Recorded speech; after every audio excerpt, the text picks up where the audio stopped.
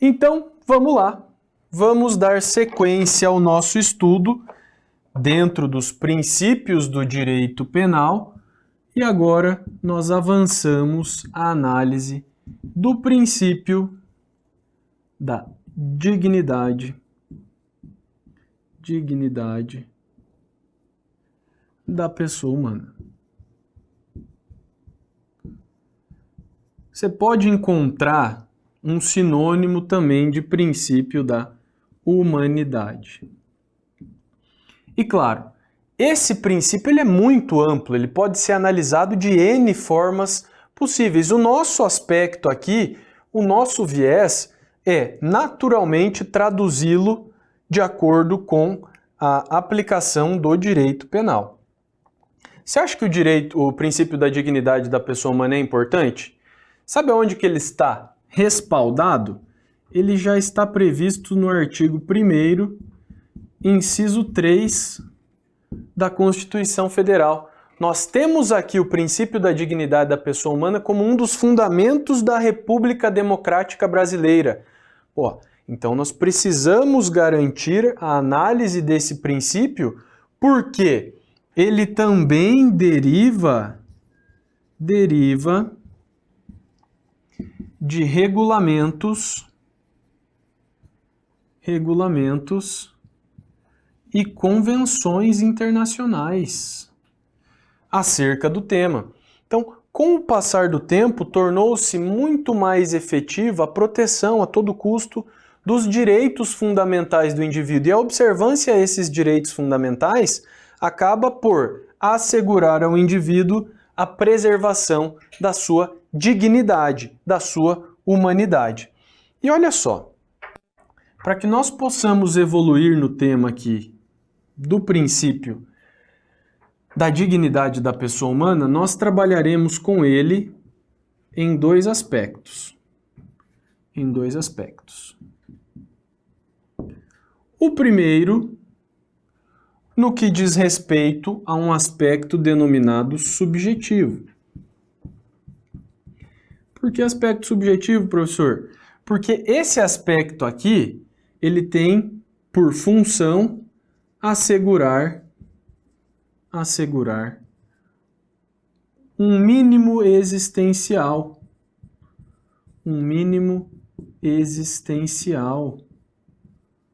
Ao indivíduo. E além de garantir esse mínimo existencial, no sentido de que o Estado deve prover políticas públicas para preservar os direitos fundamentais, é preciso que o indivíduo, a partir desse mínimo existencial, ele detenha um sentimento de respeitabilidade, ou também chamado aí de um direito à autoestima. Mas vamos lá, o Estado sempre assegura isso? O Estado consegue fornecer essa dignidade na proteção dos direitos fundamentais? É muito triste a gente trabalhar dentro desse viés, mas não, o Estado não fornece todo o âmbito de proteção que o indivíduo necessita para que seja garantida a sua devida dignidade. E como exemplo, nós podemos trabalhar com a seguinte situação. O Estado deve assegurar aí ou prever um salário mínimo para o indivíduo. E com o salário mínimo, o indivíduo deve ter a capacidade de se manter em diversos aspectos para garantir esse direito à autoestima, qual seja, direito ao lazer, saúde, educação, moradia, alimentação. Não preciso mais nem falar, né? Com R$ 1.100, que é o salário mínimo hoje previsto, dá para realizar tudo isso? Não dá, né? Infelizmente, o nosso Estado não fornece ferramentas para que ocorra a preservação desses direitos, tá? Mas existem ferramentas, o Estado trabalha para que consiga naturalmente proteger essa dignidade dos indivíduos. Quer ver? Deixa eu colocar aqui como observação, só para que vocês possam compreender. Olha só, em 2018 foi editada a Lei 13.769 de 2018. E essa lei, ela surgiu justamente num contexto de preservar a dignidade da pessoa humana, porque nós tínhamos até então um julgado do STF que tinha por previsão de que as mulheres gestantes, as mulheres encarceradas ou que fossem mães de filhos com até 12 anos ou com deficiência, que elas deveriam ter a prisão cautelar revogada ou a prisão-pena revogada e substituída por uma prisão domiciliar. Para quê? Para que elas pudessem preservar pela integridade, pela dignidade dos filhos ou dos dependentes. Percebam aí que o viés do Estado não é naturalmente proteger a gestante em si, mas sim proteger os menores que ficariam numa situação de desamparo. Legal? Então, o Estado ele surge com esse objetivo de trazer aí a possibilidade de garantir um mínimo existencial aos indivíduos. E só traduzindo aqui, essa lei efetivou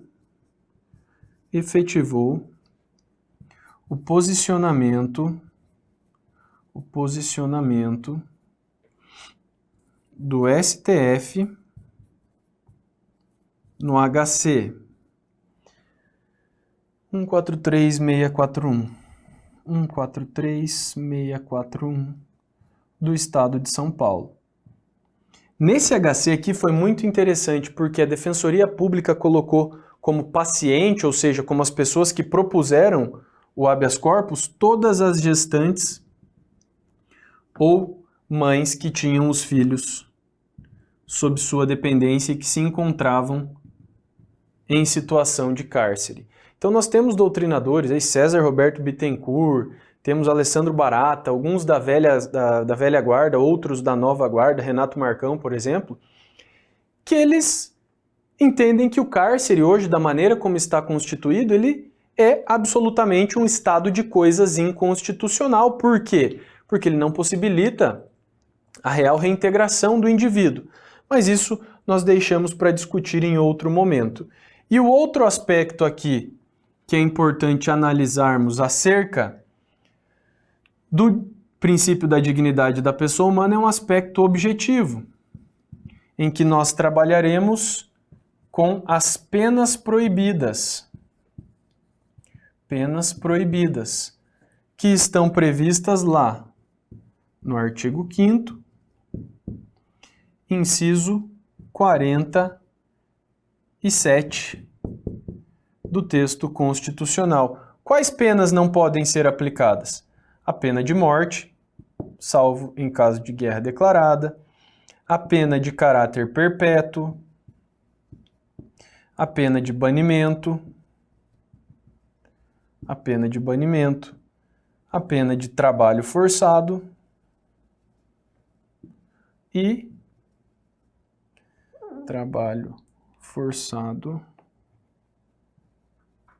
e também as penas cruéis. Beleza? Então, aqui nós temos o caráter objetivo da dignidade da pessoa humana, as penas não permitidas no ordenamento jurídico. Fiquem atentos, porque isso aqui também pode aparecer lá no direito constitucional. Legal? Tranquilidade? Vamos lá. Vamos dar sequência ao nosso estudo e agora nós vamos falar sobre outro princípio. Vamos falar sobre o princípio da insignificância. Você pode encontrar esse princípio como também sinônimo de princípio da insignificância ou da bagatela. Em premissas iniciais, o que a gente pode entender como algo insignificante? Ora, nós podemos identificar aquilo que é naturalmente inexpressivo, aquilo que não soe, que não atinja de maneira tão efetiva o bem jurídico tutelado pelo direito penal. Tá, professor, mas fala aí para mim então, o que é o bem jurídico? para que a gente possa entender esse âmbito de proteção. Veja só, o bem jurídico é tudo aquilo que é tutelado pelo direito penal. Então nós temos nos crimes contra a pessoa a tutela à vida, a tutela à integridade física, à saúde. No título dos crimes contra o patrimônio, nós temos a proteção ao patrimônio. Nós temos a proteção contra a moralidade pública, contra a moralidade administrativa, contra a fé pública. Tudo isso, tudo que é alçado pela proteção do direito penal, recebe o nome de bem jurídico. Tá. Então quer dizer que algumas lesões, que alguns fatos, alguns crimes, eles podem representar uma insignificância para fins de direito penal? Sim, exatamente isso. Quer ver um exemplo muito rápido? Imagine que você esteja passando por um determinado local, um escritório, por exemplo, e você subtraia uma caneta como essa. Uma caneta como essa é avaliada em R$6, aproximadamente. E aí? A gente tem que passar pela análise de toda a estrutura do núcleo do conceito analítico de crime para a gente entender se a sua conduta ela é ou não relevante para fins de direito penal. Então, olha só. Quando a gente trabalha com o crime, nós precisamos fazer a digressão analítica do mesmo. E aí nós vamos entender o crime como fato típico, antijurídico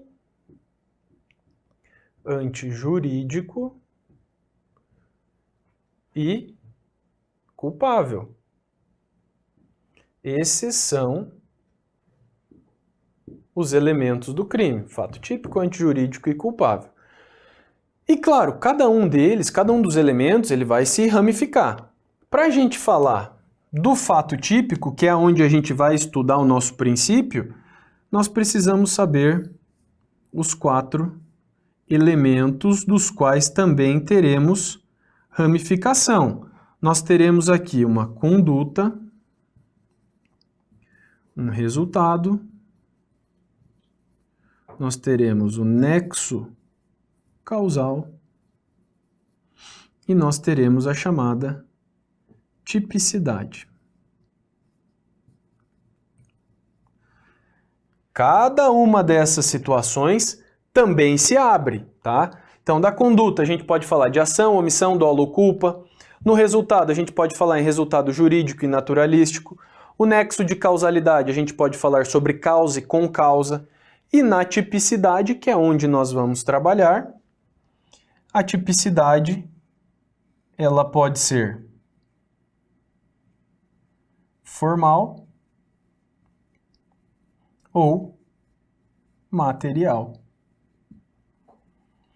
E aí, olha só, a tipicidade formal, ela consiste no severino, ela é o cara crachá. Por quê? Você precisa olhar para o fato e você precisa olhar para a lei. Olha para o fato, olha para a lei. Se você consegue subsumir o fato à norma, você tem a tipicidade formal. Agora, a tipicidade material, ela tem relação com o valor do resultado produzido. Então pensa comigo, a pessoa que subtraiu uma caneta, um canetão aqui, um pincel atômico. Vamos analisar. Ela praticou um fato típico revestido de conduta? Teve conduta? Sim. Ela teve intenção de praticar? Sim. Teve ação? Teve. Teve resultado? Teve resultado jurídico e teve resultado naturalístico. Mudou o mundo físico. Teve nexo de causalidade? Teve, porque foi a conduta dela que passou lá e surrupiou a caneta. Teve tipicidade formal? Bate o olho no fato, bate o olho na norma. Subtrair para si ou para outra em coisa alheia móvel? Tem. Tem tipicidade formal. Mas agora, existe tipicidade material? O valor desse resultado é expressivo? Não. Então, olha só. O princípio da insignificância, e aqui eu já te ajudo a arrematar 80% das questões de prova envolvendo o princípio da insignificância, o princípio da insignificância trabalha dentro do campo da tipicidade. Então, olha só, é aqui que o princípio da insignificância mora. Se nós temos uma conduta insignificante, nós teremos o afastamento da tipicidade material. E aí olha como que o efeito dominó cascata acontece de trás para frente. Se eu não tenho tipicidade material, eu não tenho tipicidade. Se eu não tenho tipicidade, eu não tenho um dos elementos do fato típico. Se eu não tenho fato típico, eu não tenho crime. Aquele fato é atípico. Tudo bem? Então, a grande maioria das questões costuma cobrar a questão de duas formas. Primeira, o princípio da insignificância exclui a tipicidade material? Sim. A questão pode, inclusive, inverter aqui, falar que o princípio da insignificância exclui a tipicidade formal. Nesse contexto está errado. E outra situação, é correto afirmar que, uma vez acolhido e aplicado o princípio da insignificância, nós estaremos diante de fato atípico? Sim, fato atípico. É correto afirmar também que o princípio da insignificância exclui o crime? Sim, é correto, tá? Então toma cuidado porque isso pode aparecer a partir de todas essas vertentes. Então insignificância age sobre a tipicidade material e exclui o crime, torna o fato atípico. Fechou? Mas vamos lá, aonde que eu posso aplicar o princípio da insignificância? Respira, pega um ar e vem comigo aqui, que agora nós vamos avaliar aonde o princípio da insignificância vai aparecer. Primeiro de tudo, o STF fixou parâmetros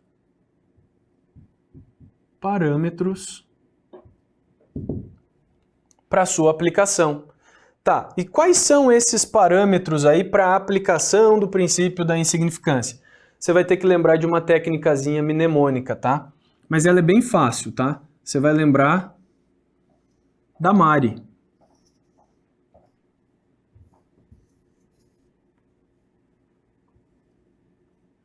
Olha só, os requisitos que foram expostos pelo próprio STF, tá? Então você tem aqui a mínima ofensividade da conduta.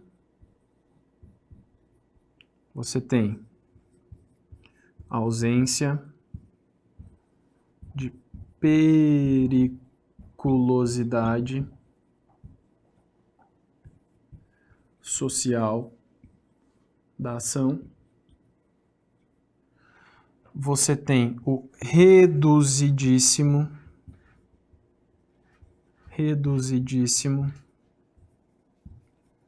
grau de reprovabilidade do comportamento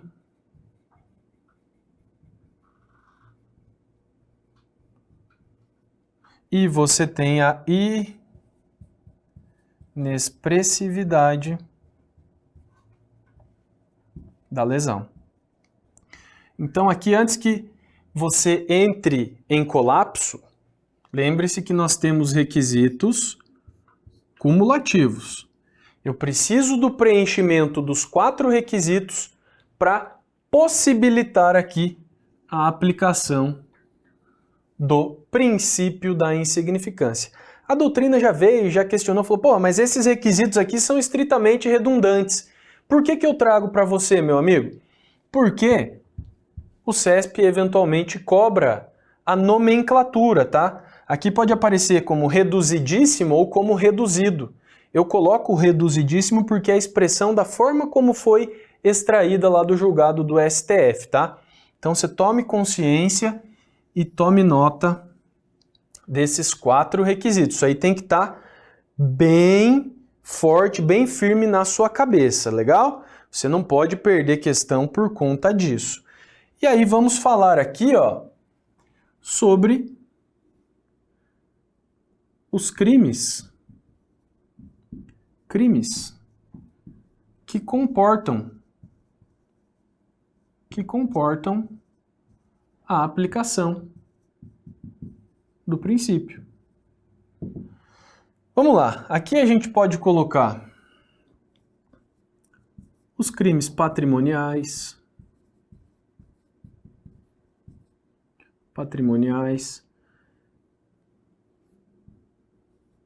tá? Mas toma cuidado, tá? Depois a gente vai fazer uma tabela paralela, que você vai ver que os crimes em que nós temos violência ou grave ameaça não será aplicado, tá? Então, crimes patrimoniais que a gente pode fazer referência aqui, uma apropriação indébita, num furto simples, tudo bem? Depois, com a tabela em paralelo, vai ficar fácil para você encontrar. Pode ser aplicado aqui também na lesão corporal culposa, crimes ambientais, já se admitiu a aplicação, crimes ambientais,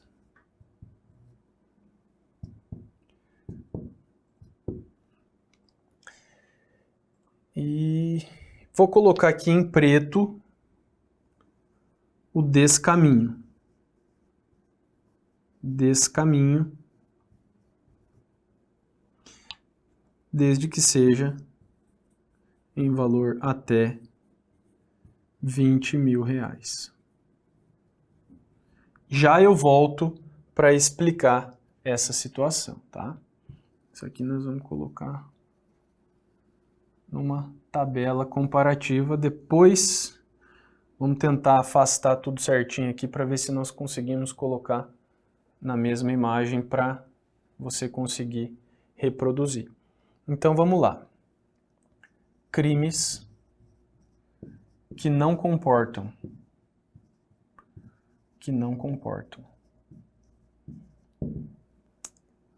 Vamos lá. Para você firmar de vez no seu material e na sua cabeça. Roubo. Roubo, não haverá aplicação da insignificância. Se você chegar no indivíduo, meter o canhão na cabeça dele, subtrair R$2, não interessa. Não vai ser aplicado o princípio da insignificância. Não vai. Outra situação, crimes envolvendo violência doméstica. Nessa seara, nós temos até mesmo a súmula 589. Temos aqui a súmula 589 do STJ. Mas daí você pode falar, se você já faz um estudo de informativo, vai falar, eu já vi que o STJ já aplicou o princípio da insignificância para uma situação de violência doméstica. Esquece isso, tá? Isso aqui foi antes da edição da súmula, agora não cabe mais, tá? Outra situação, crimes contra a administração pública. Também não cabe. Inclusive, nós temos a súmula 599 do STJ, tá? Aí você pode falar também, eu já vi o STJ aplicar o princípio da insignificância para crime praticado contra a administração pública. Casuisticamente, a regra não se aplica, tá? Então você tem aqui a ideia de que contra a administração pública leva o entendimento do STJ para sua prova, não se aplica o princípio da insignificância, com uma ressalva, tá? Olha só, o crime de descaminho é um crime praticado por particular contra a administração pública, mas a jurisprudência firmou entendimento que para ele cabe. Vai entender, né, como é que isso funciona? Coisa de maluco, o descaminho é considerado um crime tributário, um crime fiscal em que o indivíduo tão somente não paga o imposto. Então, até R$20.000 aplica-se o princípio da insignificância. Lembra disso aqui, tá? Crimes contra a administração pública, não. Então, a gente pode até colocar aqui um contraponto que não será aplicado, por exemplo, no contrabando. Beleza? Também não será aplicado aqui no estelionato previdenciário. Também não será aplicado na apropriação indébita previdenciária, também não será aplicada no crime envolvendo furto qualificado,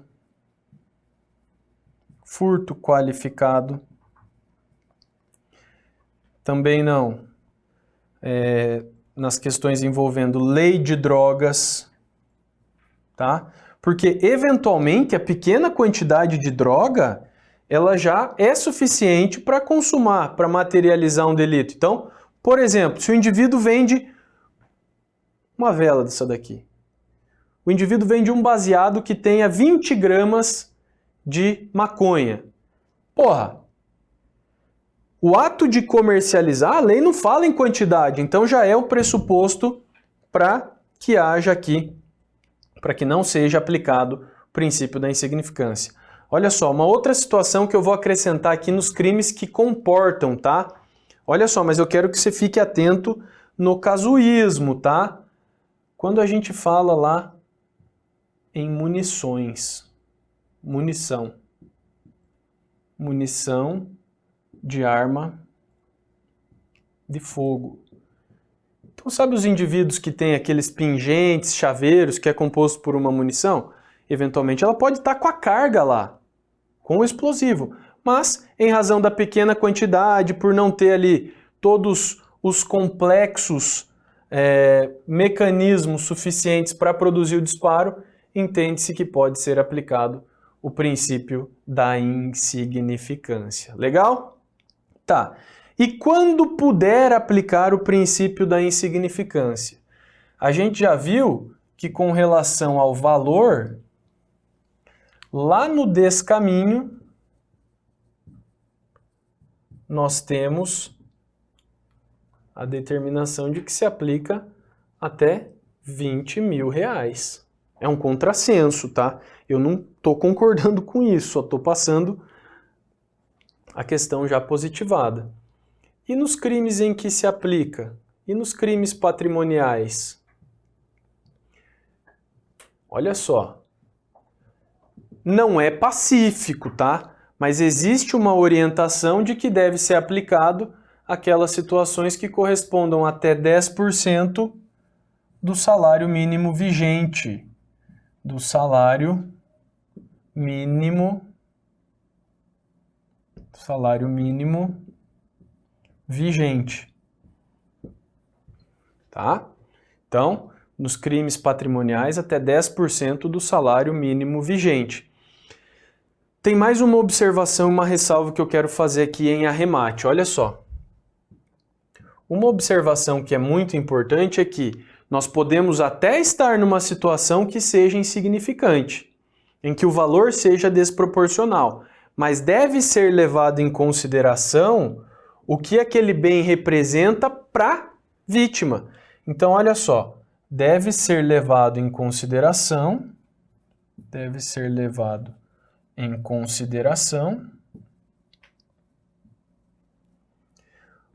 o que o bem representa para a vítima. Então imagina o seguinte, você se depara com uma situação em que um indivíduo entra numa residência durante o dia, uma residência precária, coberta com lona, e que lá ele subtrai um saco de arroz. Um saco de arroz de 5 quilos lá, avaliado aproximadamente em 20 reais. Mas a proprietária da residência, ela trabalha de boia fria e ela ganha aproximadamente 100 reais por semana, fechando 400 reais por mês. Aquilo lá foi a única alimentação suscetível de fazer uma misturinha lá para ela comer. Nesse caso, não podemos falar que a lesão é inexpressiva, né? Nós não preenchemos o primeiro dos requisitos que nós vimos anteriormente. Logo, nesse caso, não poderá ser aplicado o princípio da insignificância. Percebam, portanto, que nós não estamos diante de uma regra que é absoluta. Ela comporta uma análise casuística, depende de cada caso, você aplica lá os 4 requisitos e você avalia se a lesão é ou não expressiva. Legal?